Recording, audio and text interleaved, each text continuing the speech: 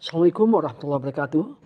Alhamdulillah nahmaduhu wa nasta'inuhu wa nastaghfiruh wa na'udzu billahi min syururi anfusina fa yahdihillahu fala mudhillalah wa may yudhlil fala hadiyalah.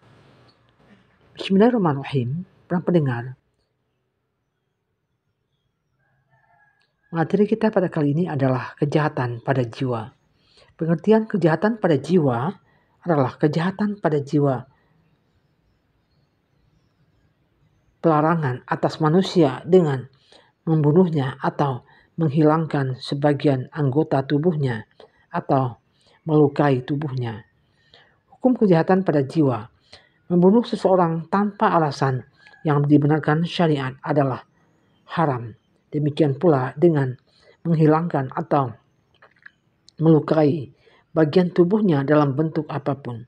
Tidak ada dosa yang lebih besar setelah kekafiran kecuali membunuh seorang muslimin berdasarkan firman Allah, wa may yaqtul mu'minan muta'ammidan wa jazaohu jahannamu khalidan fiha wa ghadiba Allah alaihi wa la'anahu wa adda lahu azaban azimah. Dan barang siapa yang membunuh seorang mukmin dengan sengaja, maka balasannya ialah jahanam. Ia kelak dalamnya dan Allah murka kepadanya, melaknatinya serta menyediakan azab yang besar baginya. Quran surah An-Nisa ayat 96. Kemudian Rasulullah bersabda, perkara pertama yang diadili pada hari kiamat adalah dalam perkara pembunuhan.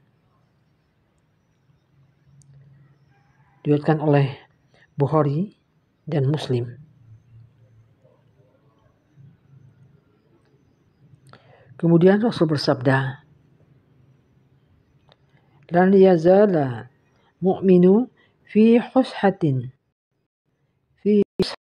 min dinihi malam yusibu daman haram.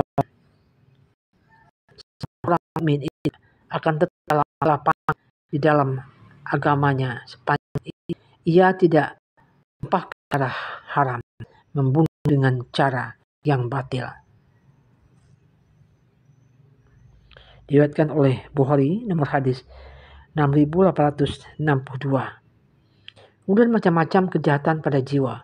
Kejahatan pada jiwa terdiri dari tiga macam, yaitu pertama, pembunuhan dengan disengaja, yaitu pelaku kejahatan sengaja ingin membunuh atau melukai seorang mukmin, lalu mendatanginya dan memukulnya dengan besi, tongkat, batu, atau menjatuhkannya dari tempat tinggi, menenggelamkannya ke dalam air, membakarnya dengan api, mencekiknya atau memberinya racun sampai meninggal, membuat cacat anggota tubuhnya atau melukainya. Kejahatan yang disengaja ini wajib ditegakkan qisas atau pelakunya berdasarkan firman Allah. Surah Al-Maidah ayat 45. Bismillahirrahmanirrahim. Wa katabna alaihim fiha annan nafsa bin nafsi wal aina bil aini wal anfa bil anfi wal uzuna bil uzuni wal sinna bil sinni wal juruha qisas. Dan kami telah tetapkan terhadap mereka di dalamnya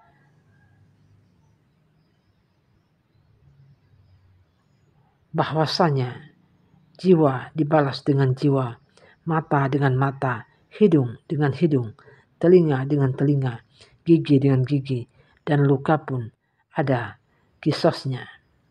Al-Maidah ayat 45. Dan Rasulullah bersabda, orang yang menjadi waris seorang yang terbunuh mempunyai dua pilihan, yaitu diberikan diat atau menuntut qisas.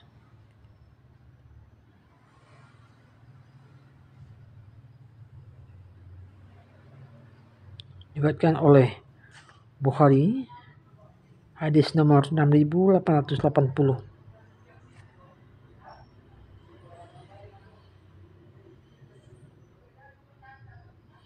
Kemudian Rasul bersabda, barang siapa yang terbunuh atau terluka, ia berhak memilih salah satu dari ketiga hal berikut: menuntut qisas, mengambil diat,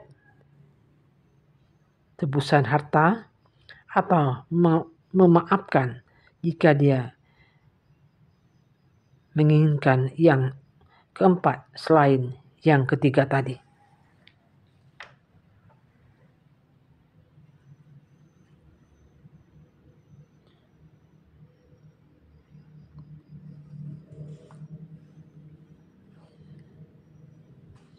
Kemudian cegahlah ia. Kemudian yang kedua, seperti disengaja, yaitu bahwa pelaku kejahatan tidak bermaksud membunuh atau hanya ingin menggoreskan luka yang ringan pada sebagian anggota tubuhnya dengan sesuatu yang biasanya tidak membunuhnya, atau memukulnya dengan tangannya, memukul kepalanya, menceburkannya ke air yang dangkal, menghati di hadapannya, atau mengancamnya, tetapi karena tindakan itu orang bersangkutan meninggal dunia. Hukum atas kejahatan semacam ini bahwa pelakunya wajib membayar denda kepada keluarganya dan wajib pula kafarat atasnya, berdasarkan firman Allah surah An-Nisa ayat 92. Dan barang siapa membunuh seorang mukmin karena tersalah, hendaklah ia memerdekakan seorang hamba sahaya yang beriman serta membayar diat yang diserahkan kepada keluarganya si terbunuh itu, kecuali jika mereka keluarga terbunuh bersedekah. Yang ketiga, karena salah atau tidak disengaja, yaitu bahwa seorang muslim melakukan suatu tindakan yang diperolehkan seperti memanah atau berburu atau memotong daging hewan, tetapi alat yang dipergunakannya meleset sehingga mengenai seorang yang menyebabkan kematiannya atau melukainya.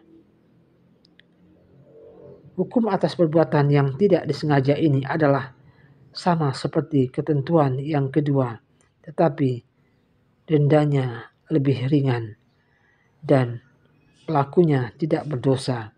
Berbeda dengan pelaku kejahatan seperti disengaja, maka dendanya lebih berat dan pelakunya berdosa. Demikianlah bagian pada hari ini. Semoga kita dapat mengambil pelajaran dari apa yang kita bahas tadi dan dapat kita menambah wawasan yang luas tentang ajaran Islam. Amin. Billahi taufiq wal hidayah. Assalamualaikum warahmatullahi wabarakatuh.